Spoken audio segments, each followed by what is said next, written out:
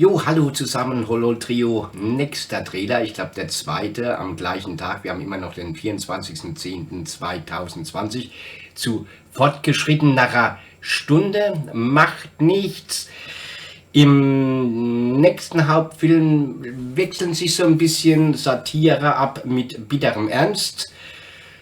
Muss dann auch mal sein oder darf so sein oder soll so sein. Ihr könnt es dann gerne schauen bei VK, bei BitChute, die sich den Trailer bei Wakenews TV aufrufen, den entsprechenden Link in die Browserzeile einfügen, ab damit zur Lieblingsplattform schweben und dann vielleicht bis gleich. Tschüss!